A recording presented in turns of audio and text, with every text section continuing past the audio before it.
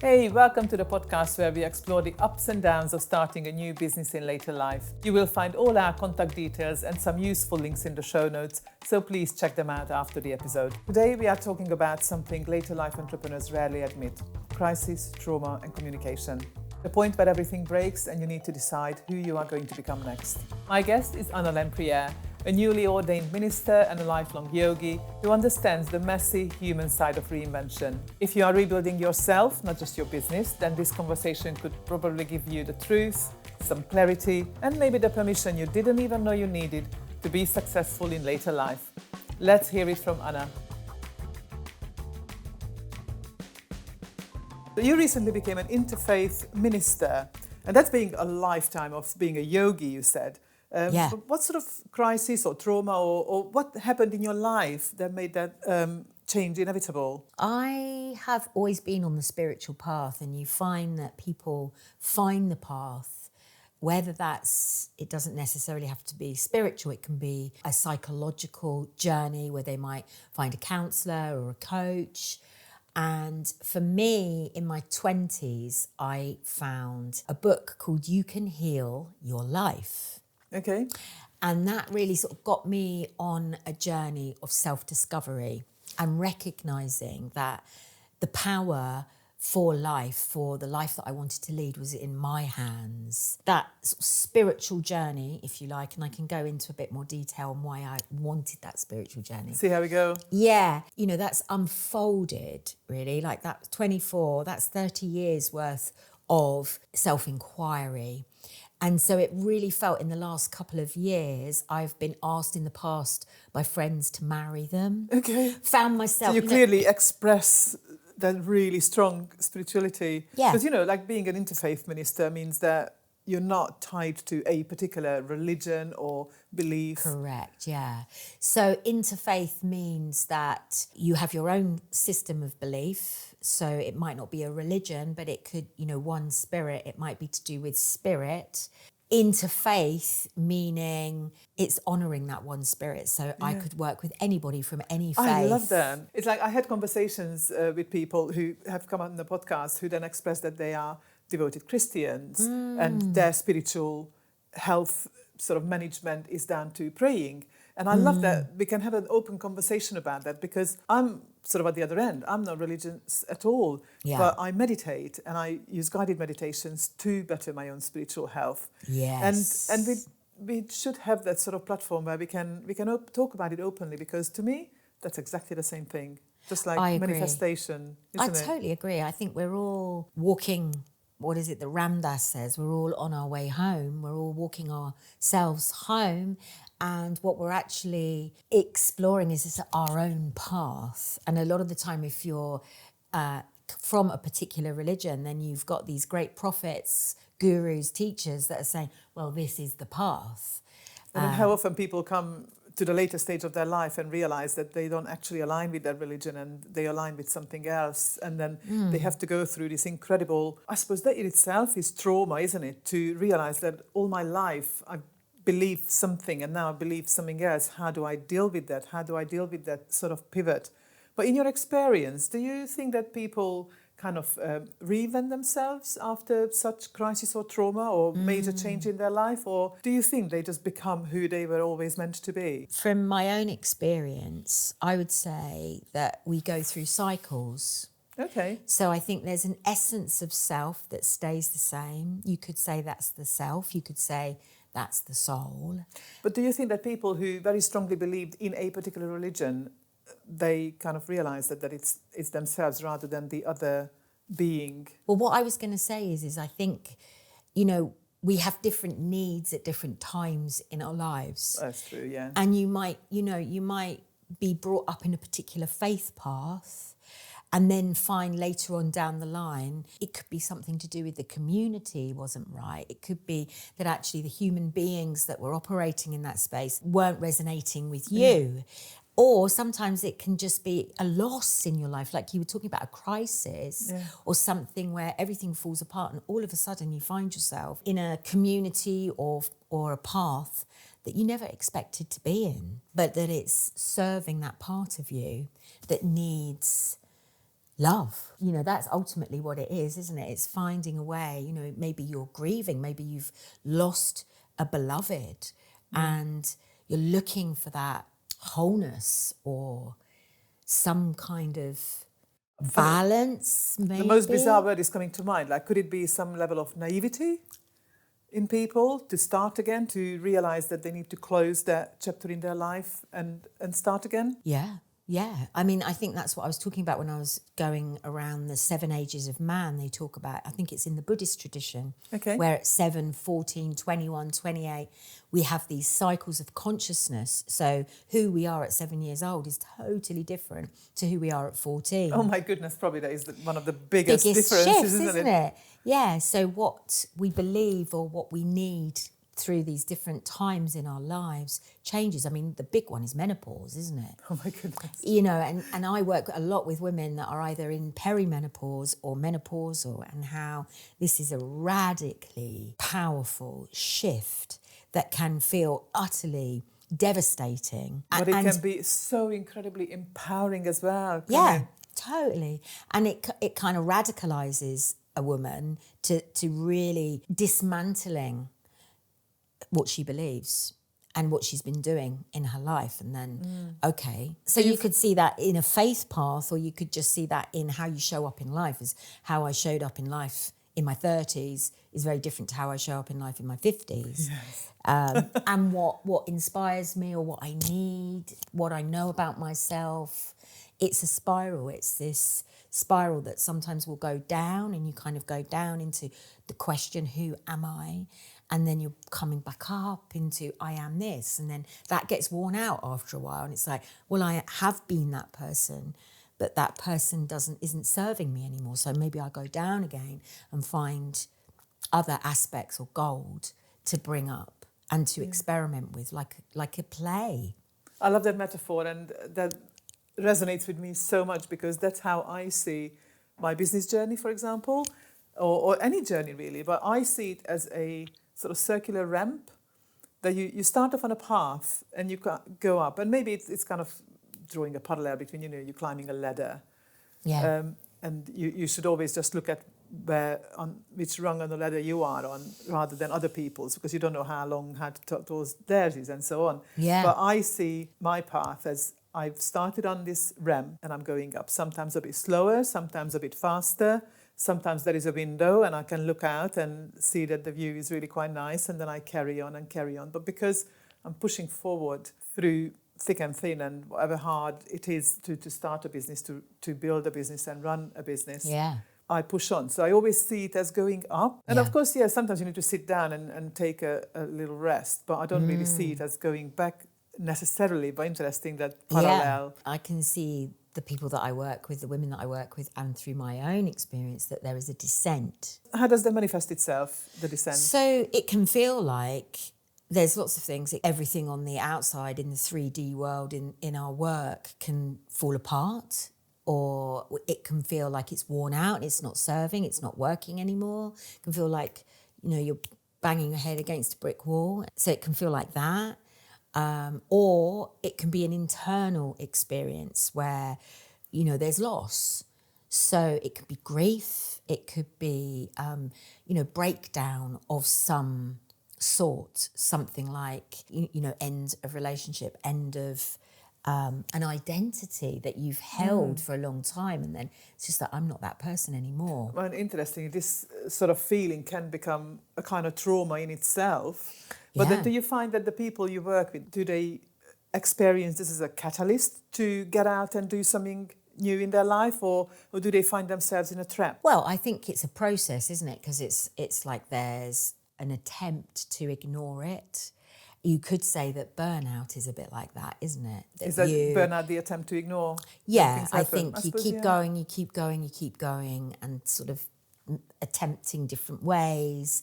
And sometimes they work, and other times your body will tell you, and your psychology will tell you in the end. And then there is this burnout, and then it's how you deal with the burnout. Whether a lot of women, unfortunately, you might not have the resources to get the support that you need nowadays. There is the resources out there, but you've got to have a certain amount of money. Funny enough, the next question was going to be, what is the dark side to sort of trying to start up something new or come out of the black hole that you might find yourself in, or the trap, in order to start something new?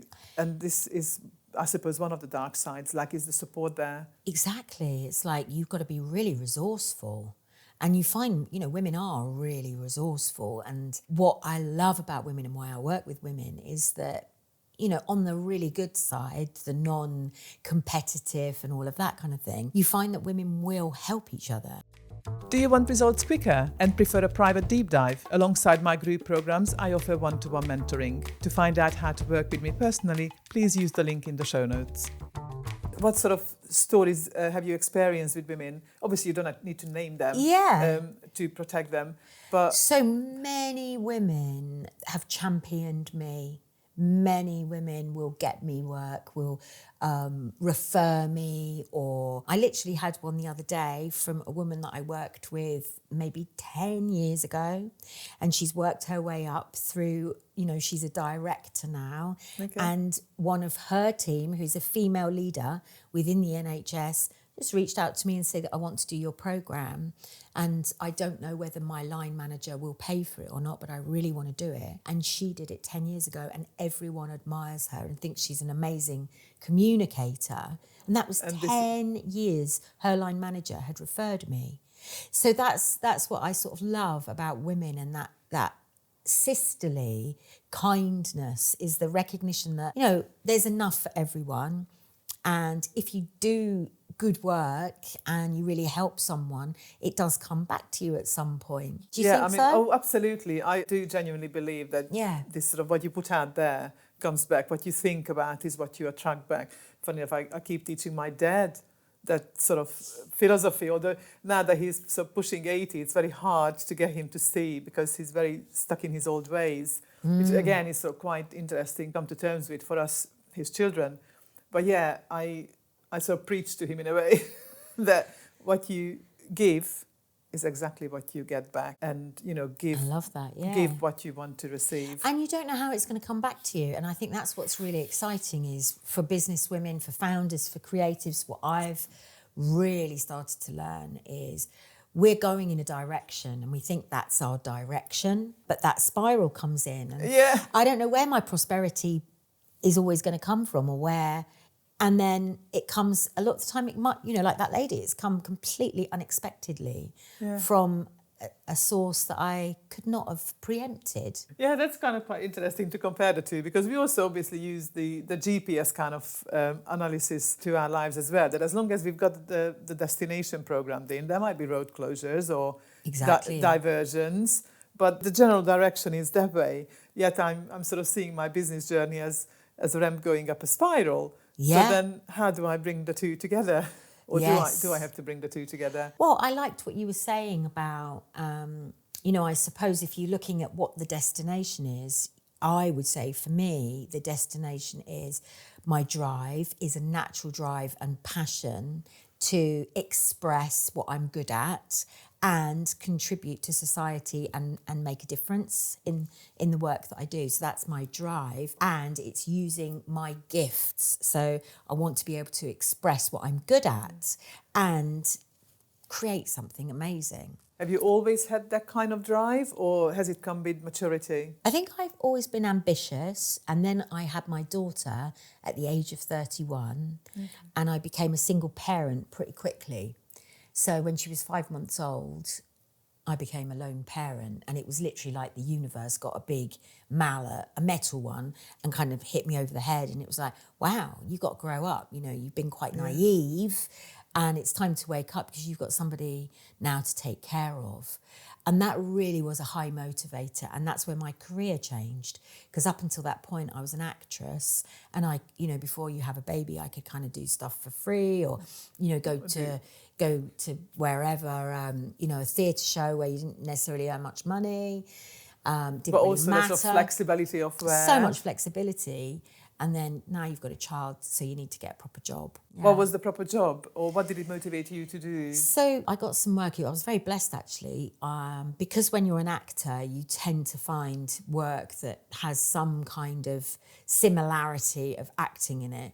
So it was a company called Ideology. So the ID standed for identity, and the ology, the study of. Yeah. And so they were a bespoke company. They still exist. They're amazing. There was about 20 people in the company, and they were going into very high level corporate settings, places like Credit Suisse, Turner Broadcasting, Sky, and they were going in just before the credit crunch, actually.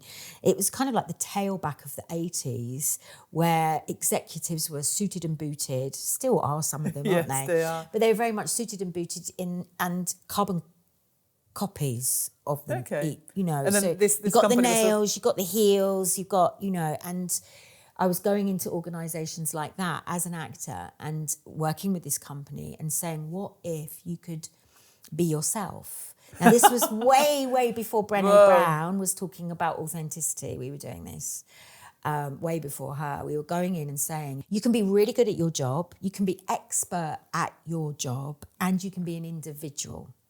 And so you don't have to mirror or copy your manager, and you don't have to be a carbon copy of the CEO. You can actually relate to yourself and have your own inner navigation system. And so that sounds like it was really quite advanced. It was back at very the time. radical. It was very radical. My boss, who was the founder of the company, who I got to apprentice with her really for a good year or so. She was a skinhead. She wore all the Izzy Maquillage, I can't say the name, but designer, you know, sort of clothing that she looked like a monk.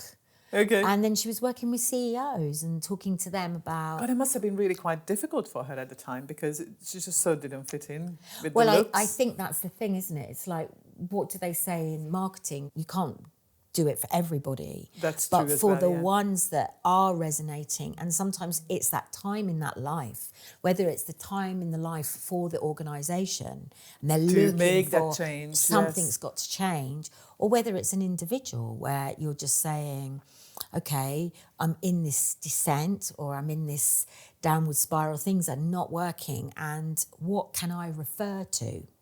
And so it's like, it's deeply spiritual, it's soul work, the work that we were doing, but it was dressed up a little bit. So I always said with my work going into corporate, it was subversive.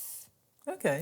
So it's subversive because you get in the door by saying, we're going to help your leaders speak and pitch and influence and inspire. So that links to their performance. Their aims to make the company better, yes. And all of that sort of thing. So that's the sort of surface, if you like, or relatively deep, but not really deep. You know, that's what HR, L&D would employ you for. But when I would be going in or working with this company and then I went out on my own, I'm talking soul. And that's where the interfaith ministry, that line, that golden thread is always there. It's the soul work that I think, if you can really tap into why you're here as a human being and what lights you up as a soul, then, you know, that radiates out of you. And that's attractive, that's magnetic. And your people, because you're being authentic to your soul, your people will feel that, they will trust that.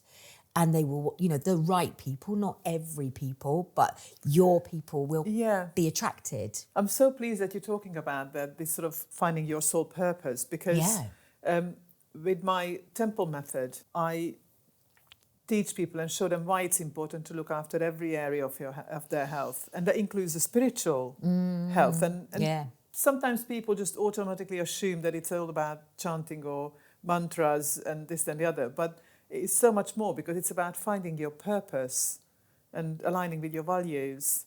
But yes, that is, I love my guided meditation, but then to other people it can manifest itself in a completely different way. And I think it's the deep listening. To yourself. Yeah, which is, you know, we do anything but but do that as human beings. We're referring to the outside world all the time to tell us what we are and who we are and how we need to behave. And I keep referring that as, we take on society's rules and live by society's rules and just completely forget who we are in the middle of it. Yeah, and even like an interfaith minister that's been doing it since I'm 20, I do it as well. I go on my socials, I'm looking at the culture, my family, wherever I'm going, and it's very easy to get knocked out. Like literally you're in alignment, we could say, which is self-referral, listening to the inner nudges, really tuning in to the senses, how you feel. Our emotions are little messengers telling us, does this feel good, this interaction? Do I want to do this? All of that is a regulation inside of you that you can listen to, and how you can go out into the world and get knocked. And it doesn't have to be much. It can just be a couple of degrees off yourself. But then, you can. And that's what I say about the downward spiral. And yet, right, I get you. Yeah. I find that the downward spiral for me has been the greatest gift, because then you are forced to look at yourself, and you are forced to sort of face and say, okay, do I still want this? Is it true what I'm telling myself? Were you inspired by this conversation? Well, imagine applying these ideas directly in your own life. That's what we do in the 6-week program. There are practical routines that power results. Please find out more in the show notes. When you find yourself in the downward spiral, then do you find that people you work with then find it easy to I'm rolling down the hill, let's just let it go, and then when I hit the bottom, that's when I start to pick myself up? Or do people have the strength to realize it early enough to say, hang on a minute, this is not the direction I want to go in? It takes a lot of courage. So I work with corporate women okay, who have a salary, a really nice salary, and they've got, that credibility because they've got a title and all of that. And what if they're in a navigation system or soul or self or whatever we want to call it, that inner world?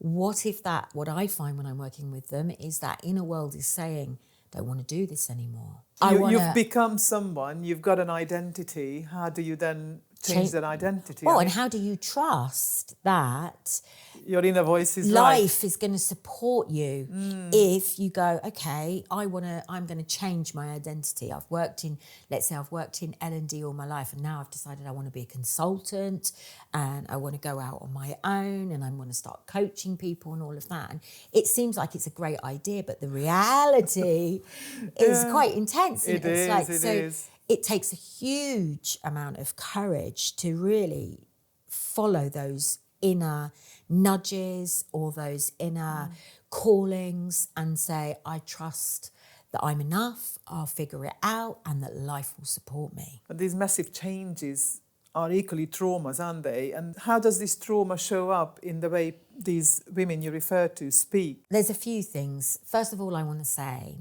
that trauma is a very popular word at the moment. Okay, and that trauma, it's being spoken about so much that everyone can say, oh yeah, trauma, I've had trauma, I'm trauma informed. And there is quite a big difference between having some negative experiences to having serious trauma. Okay. So I need to say that first. No problem, yeah. It's good to clarify these things. It's good, yeah. So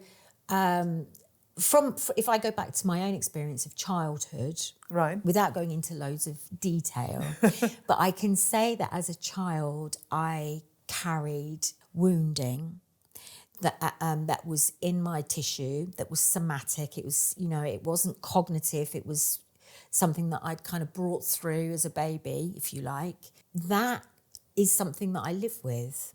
And that is around feeling that I'm not wanted or feeling that it's not safe to be me, okay? Because if I am me, what's inside me might be too much for people. So it could be that I'm too violent and there's too much rage in there.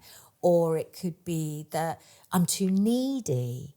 Or it could be that I'm a freak. Those stories that we carry inside of us can be the very things that at points in our lives, at these milestones in our lives when other things are coming as well, like perimenopause or the end of a relationship or the change of work. These big milestones can actually activate these things that we carry, and it can feel like at the time like this is a terrible thing, but actually I sort of see it as a mining. It's like there's a mining that's happening of bringing this sediment up, and the sediment, it can seem like to the ego, and we can talk a bit about the ego in a minute, but it can seem to the ego like... I just wanted to share you quickly before we move on too fast that Yeah. you might have seen me going all emotional Yeah. because Yeah. every single one of those things you said, each and every word was a trigger, because my mum left us when I was 11, and all of those things like, you know, why, where am I in all that situation? Is it my fault? Yeah. Am I not being loved? Wasn't I enough? I can't remember exact thoughts, but I do know that ever since, and here I am at 51, and I'm still doing things that I know are a direct effect. I suppose we can call that quite a trauma. Yeah. That is one of being left behind by my mother. By your primary caregiver. Bless you. You know, what I was saying about the ego thinks this is, you know, if you have that dissent, or if you have that loss, or your identity feels like it's being threatened, or your life feels like it's being threatened, for the ego is not happy. And I've experienced this many times. You know, St. John of the Cross was the first person to write about the dark night of the soul. And this dark night is where you don't feel that connection to love. You don't feel that you're supported by life, or you know, and there's this kind of dark or an emptiness of I'm alone, I'm on my own in this. So that's in a sense the ego. And yet the soul, from my experience, is cheering, because it's like I'm getting to have a look at this stuff that is holding me back, is restricting me. Like you were sort of saying, it's like, wasn't I enough? Or that trauma, that memory that we've built our identity on. And that memory of that, your identity has been formed by that, has, you know, it's made you who you are, with all the empathy, essentially, yes, with all yes, definitely. And it propels you to do the work that you do. So even though... And the final thing I want to say before the next question, because in my brain, Go on. it will inform your work. And even though you feel like it, or I feel like, or we feel like this is painful, I think it's an illusion to think we would get to a point where that moment, it might not have the same sting, but that is part of your story that has made you who you are. And so it gives you the depth and the beauty. And so... we don't want to take that away and just be all polished and perfect, in my opinion. Yeah, you kind of want to, but then I suppose, as life goes on. Well, we don't want it to limit our choices. That's a very good way of putting it, absolutely. Yeah. I can't be in a relationship because this happened to me, or I can't earn any more money than this particular threshold because I came from somewhere that didn't have money, or whatever those stories are. And it's very easy to sort of think psychologically, I can just change my thinking.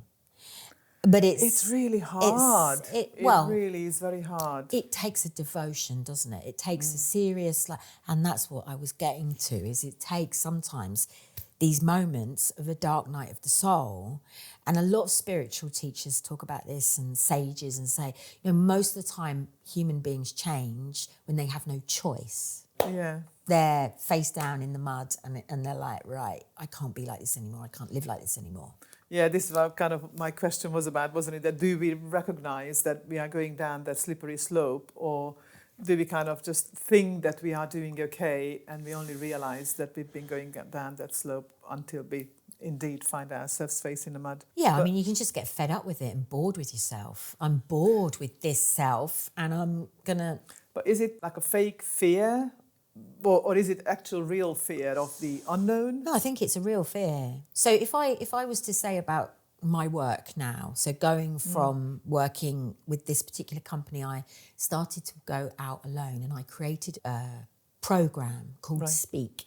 Easy. It started off as being called SpeakYOU, and then it changed to SpeakYOU. A lot of the women, in fact, pretty much all of the women, and myself included, hold absolute terror of speaking.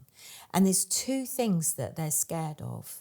One is that exposure, the nakedness, the transparency, and the risk of, if I really am myself, how will I be judged? How will society judge me? But the other fear is, it's like, who am I? Who gives a damn about, I was going to swear then, but who cares about my story? Like, it's just a story like anybody else's. But then that's exactly where people can connect. Yeah. If one of us doesn't speak it out loud, then how will people realise that there are others in their shoes? Yes. Yeah, totally. That's the work that I was doing in corporates, is encouraging leaders rather than just to be what you would call, having a persona, and to recognising that transparency for a leader is a really great thing, because people feel they know the person, they're much more likely to be able to relate and want to follow.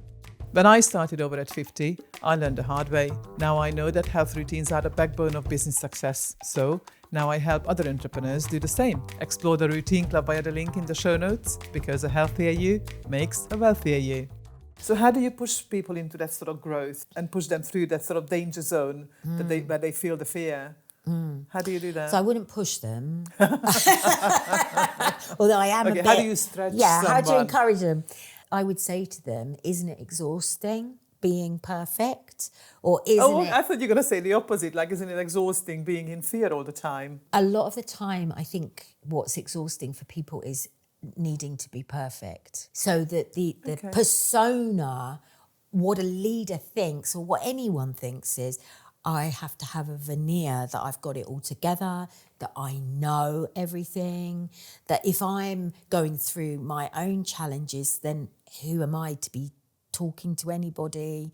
So that there's this exhaustion from society, I think. And that's where burnout comes, is I cannot keep up the pretense anymore. And then when there's some element of vulnerability is when people feel, wow, oh my God, you're vulnerable as well. Oh my God, you're a human being. Oh my God, you've got frailty. Oh my God, at 11 that happened to you and something happened to me. And what if every single human being is doing that? And we're, it's a cliche, trauma, isn't it? And experiences and life experiences all through our lives. Everybody has got baggage.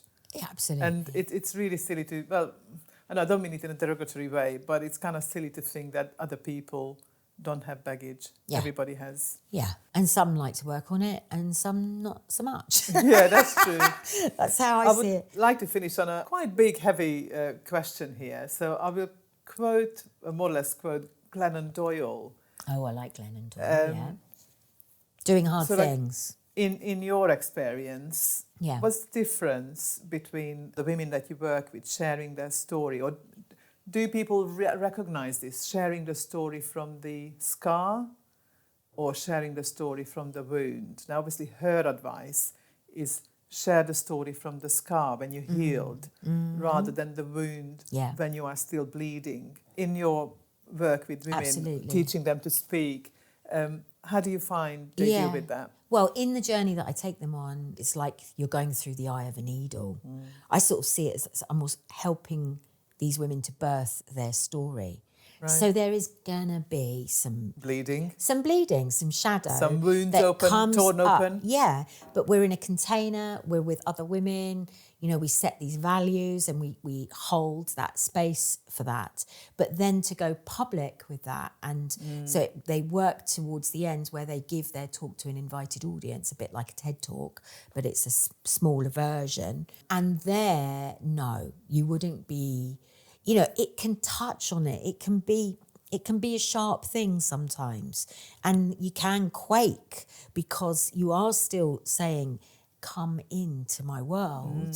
Yeah, I think Glennon is right. And I had a therapist a few years ago now, about 5, Jungian therapist, amazing woman, who would say to me, do not throw your pearls out, you know, as in your soul, in social media. It's not the place for it. It's, you know, you don't give everything. You don't give your soul to social media. You can talk about, you know, the wound and your insights, and you can speak to the people that you might want to attract and work with, but you don't need to bare your soul, because that's your soul and it's not to be sold. It's sacred. And she used to tell me that, you know, and I can really think that's relate. something really quite important to take on board indeed. And finally, where can the women that you work with sort of manifest themselves coming to learn to speak? What can they do? I know you've got a project coming up next year. I've got 2 big projects. So in January, the end of January, I take a group of 10 women through a 2.5-month journey where they go on retreat with me and my best friend. So the 2 of us work together. We've been working together for 25 years. So they go on a big retreat where they kind of call in what's my story and what's my message and my why and how I share that with an audience. And then they have some online coaching and training in the group. And then they come back to the retreat at the end and we work on a performance, and then they invite an audience and they deliver it to an audience. So there's a few places still left for that if people wanted to join me. And it's very much a rite of passage for women to really, it's about public speaking, but as we've said, it's really about owning your story and sharing your story. I'm the license holder of the first ever TEDx for women in Cornwall. And that's on International Women's Day. I'm really, really jealous because I live in Plymouth. I can see Cornwall from my windows. Bless you. But you're not going to let me in. Well, you can come and support and be come there. And support. I know. I am sure there is going to be a TEDx for women in Devon pretty soon. And is maybe it watch this space? Well, watch this space, yeah. And then the following year, so that will be 2027. Who knows? We'll open it out if needed and invite globally women. But I really wanted for the first year, being in Cornwall, I'm a Londoner, but being in Cornwall for 10 years and thinking, what could I give back? And thinking, wouldn't it be amazing to give voice to the women of Cornwall? That is beautiful. Oh, thank you. Thank you very much, Anna. Thank you for listening to New Business in Later Life with me, Ildikó Sealey, where we say no to slowing down and yes to starting up. Loved what you've heard? Please share it, screenshot it, and tag me on socials. Let's show the world what thriving in later life really looks like, and share with a friend who is ready for their next chapter. Please subscribe so you are always in the loop. And if you were ready to stop running on empty and start running on purpose, well, come join us. All the links are waiting in the show notes, including my guests' contacts, the Entrepreneurs Club, and the few tools and services I personally use in my business to help you thrive in yours. Until next time, refuel, refocus, and reinvent.